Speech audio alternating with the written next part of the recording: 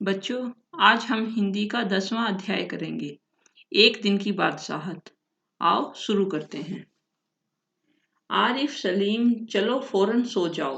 अम्मी की आवाज ऐन उस वक्त आती थी जब वे दोस्तों के साथ बैठे कव्वाली गा रहे होते थे, या फिर सुबह बड़े मजे में आइसक्रीम खाने के सपने देख रहे होते कि आपा झिंझोड़ कर जगा देती। जल्दी उठो, स्कूल का वक्त हो गया है। दोनों की मुसीबत में जान थी। हर वक्त पाबंदी, हर वक्त तकरार। अपनी मर्जी से चूं भी नहीं कर सकते थे। कभी आरिफ को गाने का मूड आता तो भाईजान डांटते, चुप होता है या नहीं, हर वक्त मेंढक मेंढक की तरह टर्राए जाता है। बाहर जाओ तो अम्मी पूछती है, बाहर क्यों गए? अंदर रहते तो दादी चिल्लाती, हाय मेरा दिमाग फटा जा रहा है शोर के मारे। अरे रजिया, जरा इन बच्चों को बाहर हाँक दे, जैसे बच्चे न हुए मुर्गी के चूजे हो गए। तो बच्चों, क्या आपके साथ भी ऐसा होता है छुट्टियों में? आगे पढ़ते हैं। दोनों घंटों बैठकर इन पाबंदियों से बच निकलने की तरकीबें सोचा करते। उन दोनों से तो सारे घर को दुश्मनी हो गई थी, लिहाजा दोनों ने मिलकर एक योजना बनाई और अब्बा की खिदमत में एक दरखास्त पेश की। दरखास्त का मतलब होता है अर्जी, या जिसको आप लोग अभी रिक्वेस्ट बोलते हो, एप्लीकेशन बोलते हो, वो कि एक दिन उन्हें बड़ों के सारे अधिकार दे दिए जाएं और सब बड़े छोटे बन जाएं। कोई जरूरत नहीं है उधम मचाने की। अम्मी ने अपनी आदत के अनुसार डांट पिलाई, लेकिन अब्बा जाने किस मूड में थे कि सिर्फ न सिर्फ मान गए बल्कि यह इकरार भी कर बैठे कि कल दोनों को हर किस्म के अधिकार मिल जाएंगे। अभी सुबह होने में कई घंटे थे कि आरिफ ने अम्मी को झिंझोड़ डाला, अम्मी जल्दी उठिए, नाश्ता तैयार कीजिए। अम्मी ने चाहा एक झापड़ रसीद करके सो रहे, मगर याद आया कि आज तो उनके सारे अधिकार छीने जा चुके हैं। फिर दादी ने सुबह की नमाज पढ़ने के बाद दवाएं खाना और बादाम का हरीरा पीना शुरू किया तो आरिफ ने उन्हें रोका। तौबा है दादी, कितना हरीरा पिएंगी आप, पेट फट जाएगा। और दादी ने हाथ उठाया मारने के लिए। नाश्ता मेज पर आया तो आरिफ ने खानसामा से कहा, अंडे और मक्खन वगैरह हमारे सामने रखो, दलिया और दूध बिस्किट इन सबको दे दो। आपा ने कहर भरी नजरों से उन्हें घूरा, मगर बेबस थी, क्योंकि रोज की तरह आज वे तरमाल अपने लिए नहीं रख सकती थी। सब खाने बैठे तो सलीम ने अम्मी को टोका, अम्मी जरा अपने दांत देखिए, पान खाने से कितने गंदे हो रहे हैं। मैं तो दांत मांज चुकी हूँ, अम्मी ने टालना चाहा। नहीं, चलिए उठिए, अम्मी निवाला तोड़ चुकी थी, मगर सलीम ने जबरदस्ती कंधा पकड़कर उन्हें उठा दिया। अम्मी को गुस्लखाने में जाते देखकर सब हंस पड़े, जैसे रोज सलीम को जबरदस्ती भगा के हंसते थे। फिर वह अब्बा की तरफ मुड़ा, जरा अब्बा की गत देखिए, बाल बढ़े हुए सेव नहीं कि कल कपड़े पहने थे और आज इतने मैले कर डाले। आखिर अब्बा के लिए कितने कपड़े बनाए जाएंगे। यह सुनकर अब्बा का हंसते हंसते बुरा हाल हो गया। आज ये दोनों कैसी सही नकल उतार रहे थे सबकी, मगर फिर अपने कपड़े देखकर वह सचमुच शर्मिंदा हो गए। थोड़ी देर बाद जब अब्बा अपने दोस्तों के बीच बैठे अपनी नई गजल लहक लहक कर सुना रहे थे तो आरिफ फिर चिल्लाने लगा, बस कीजिए अब्बा, फौरन ऑफिस जाइए, 10 बज गए हैं। चुप, अब्बा डांटते डांटते रुक गए। बेबसी से गजल की अधूरी पंक्ति दांतों में दबाए पांव पटकते आरिफ के साथ हो लिए। रजिया, जरा मुझे 5 रुपए तो देना, अब्बा दफ्तर जाने को तैयार होकर बोले। 5 रुपए का क्या होगा, कार में पेट्रोल तो है। आरिफ ने तुरंत कर अब्बा जान की नकल उतारी, जैसे अब्बा कहते हैं, इकानी का क्या करोगे, जेब खर्च तो ले चुके। थोड़ी देर बाद खानसामा आया, बेगम साहब आज क्या पकेगा? आलू, गोश्त, कबाब, मिर्चों का सालन। अम्मी ने अपनी आदत के अनुसार कहना शुरू किया, नहीं आज ये चीजें नहीं पकेंगी, सलीम ने किताब रखकर अम्मी की नकल उतारी। आज गुलाब जामुन, गाजर का हलवा और मीठे चावल पकाओ। लेकिन मिठाइयों से रोटी कैसे खाई जाएगी? अम्मी किसी तरह सब्र न कर सकी। जैसे हम रोज सिर्फ मिर्चों के सालन से खाते हैं, दोनों ने एक साथ कहा।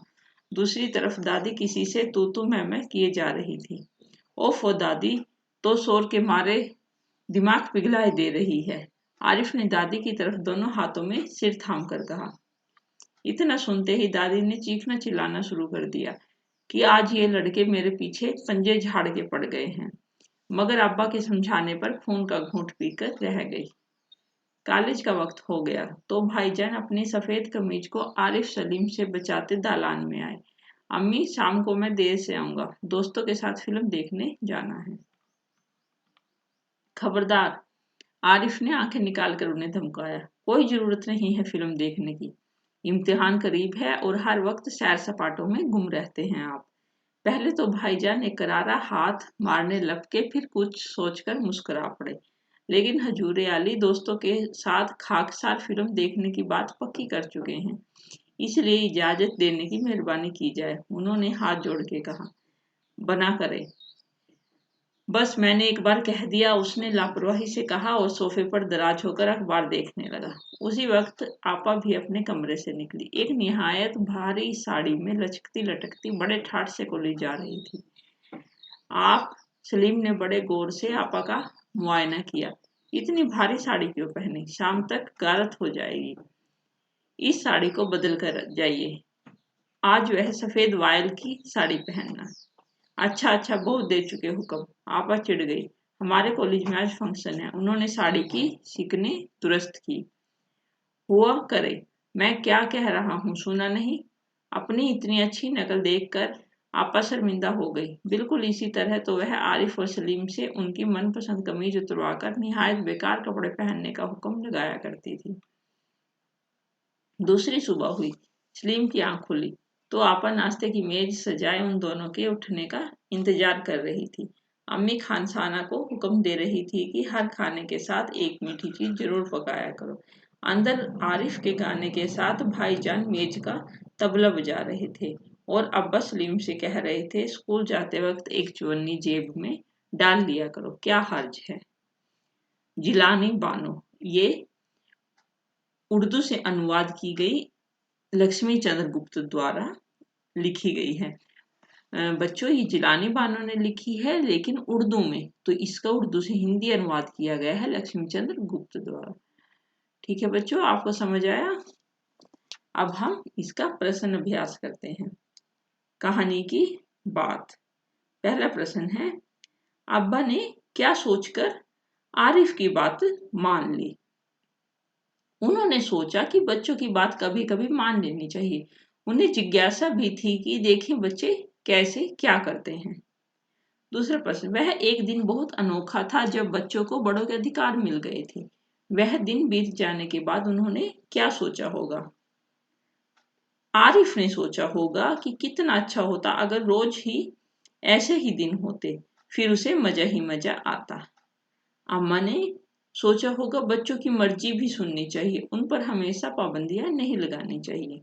दादी ने सोचा होगा कि अच्छा हुआ वह एक दिन बीत गया, नहीं तो ये बच्चे नाक में दम कर देते। तुम्हारी बात।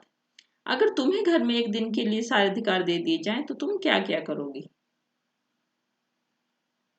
कंप्यूटर पर ज्यादा देर तक काम करूंगी, अपनी सहेलियों को बुलाकर उनसे गप्पे मारूंगी, दूध और फल बिल्कुल नहीं लूंगी, रसोई से मनमानी चीजें बनवाकर खाऊंगी, नेट पर सर्फिंग करूंगी।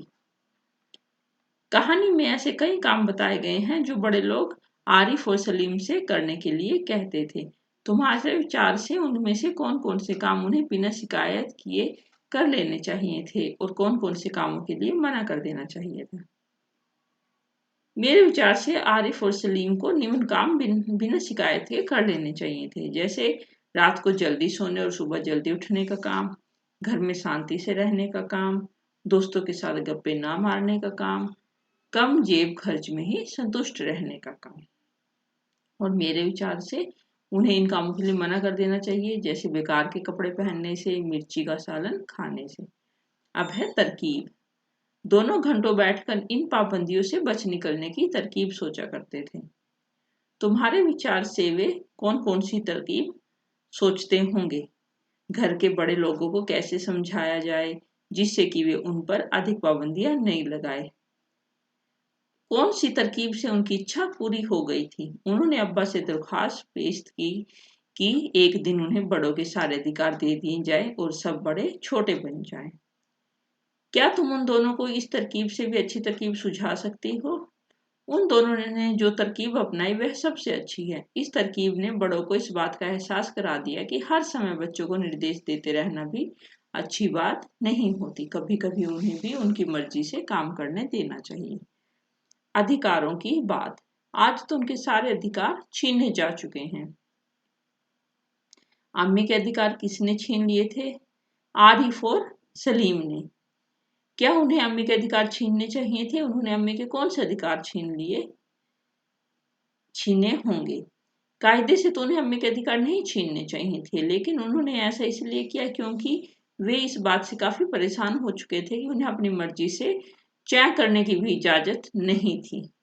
उन्होंने अम्मी के कौन से अधिकार छीने होंगे? डांटने का अधिकार, अपने मनपसंद भोजन बनवाने का अधिकार, पाबंदियां लगाने का अधिकार। अब है बादशाहत। बादशाहत क्या होती है, चर्चा करो। बादशाहत शब्द बादशाह से बना है। इसका अर्थ होता है बादशाह द्वारा अपने राज्य में मर्जी के अनुसार हुकूमत चलाना। दूसरा है, तुम्हारे विचार से इस कहानी का नाम एक दिन की बादशाहत क्यों रखा गया? अपने मन में सोचकर कहानी को कोई शीर्षक दो। ऐसा इसलिए रखा गया क्योंकि आरिफ और सलीम एक दिन के लिए बादशाह की तरह अपनी मर्जी से घर का शासन चलाते हैं। वे घर के सभी सदस्यों को आदेश देते हैं, उन्हें क्या करना है, क्या पहनना है, क्या खाना है आदि निर्देश। इस कहानी का दूसरा शीर्षक हो सकता था बच्चों की हुकूमत। कहानी में उस दिन बच्चों को सारे बड़ों वाले काम करने पड़ते थे। ऐसे में कौन एक दिन का असली बादशाह बन गया था? आरिफ एक दिन का असली बादशाह बन गया था। तरमाल। रोज की तरह आज वह तरमाल अपने लिए न रख सकती थी। कहानी में किन किन चीजों को तरमाल कहा गया है? अंडे और मक्खन को। इन चीजों के अलावा और किन किन चीजों को तरमाल कहा जा सकता है? हलवा, पूरी, मालपुआ आदि को तरमाल कहा जा सकता है। कुछ ऐसी चीजों के नाम भी बताओ जो तुम्हें तरमाल नहीं लगती। दाल, चावल, रोटी, पॉपकॉर्न, मूंगफली आदि तरमाल नहीं लगते। इन चीजों को तुम क्या नाम देना चाहोगी? आप अपने आप सोचकर बताएं कि आप इन चीजों को क्या नाम दे सकते हो। मनपसंद कपड़े। बिल्कुल इसी तरह तो वह आरिफ और सलीम से उनकी मनपसंद कमीज उतरवाकर निहायत बेकार कपड़े पहनने का हुक्म लगाया करती थी। तुम्हें भी अपना कोई खास कपड़ा सबसे अच्छा लगता होगा, उस कपड़े के बारे में बताओ। वह तुम्हें सबसे अच्छा क्यों लगता है? बच्चे, ये अपने किसी कपड़े के बारे में सोचो और इसका उत्तर खुद ढूंढो। कौन कौन सी चीजें तुम्हें बिल्कुल बेकार लगती हैं? पहनने की चीजों में मुझे कुर्ता पजामा बेकार लगता है। खाने पीने की चीजों में रोटी, दलिया, हरी सब्जियां और अनानास। करने के काम में कपड़े साफ करना, जूते पॉलिश करना और खेलने में कबड्डी और पतंगबाजी। हल्का और भारी। इतनी भारी साड़ी क्यों पहनी? यहाँ पर भारी साड़ी से क्या मतलब है? साड़ी पर बेल बूटों की कढ़ाई थी। यहाँ भारी साड़ी से ये मतलब है। भारी साड़ी, भारी अटैची, भारी काम, भारी बारिश। ऊपर भारी विशेषण को 4 अलग अलग संज्ञाओं के साथ इस्तेमाल किया गया है। इन चारों में भारी का अर्थ एक सा नहीं है, तो बताओ इनमें क्या अंतर है? भारी साड़ी पर बेल बूटों की कढ़ाई होने पर से वह भारी लगती है। ऐसी साड़ी महंगी भी होती है, अतः यहाँ भारी का अर्थ महंगी और अत्यधिक कढ़ाईदार होने से है। और भारी अटैची में वजनदार सामान है जिससे वह भारी हो गई है, अतः यहाँ भारी का मतलब है वजनदार। भारी काम, कोई काम जब बहुत बड़ा, मुश्किल और पेचीदा होता है तब उसके पहले भारी विशेषण का प्रयोग किया जाता है। अतः यहाँ भारी का अर्थ है काम के बड़े, मुश्किल और पेचीदा होने से। भारी बारिश, वर्षा जब बहुत अधिक होती है तो उसके पहले प्राय हम भारी विशेषण लगा देते हैं। अतः यहाँ भारी का अर्थ अधिक से अधिक है। भारी की तरह हल्के का भी अलग अलग अर्थ में इस्तेमाल करो। हल्का बदन या शरीर, आज मैंने कम खाया है जिसके कारण बदन हल्का महसूस हो रहा है। हल्की बात, मेरे सामने इतनी हल्की बात मत करो। हल्का काम, जो काम तुम कर रहे हो वह बहुत हल्का है और भी कोई उसे कर लेगा। हल्का खाना, मेरी दादी हमेशा हल्का खाना खाती है।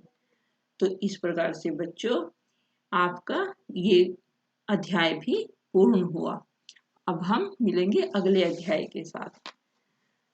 तब तक के लिए मेरे चैनल को शेयर और सब्सक्राइब जरूर करें। नमस्कार।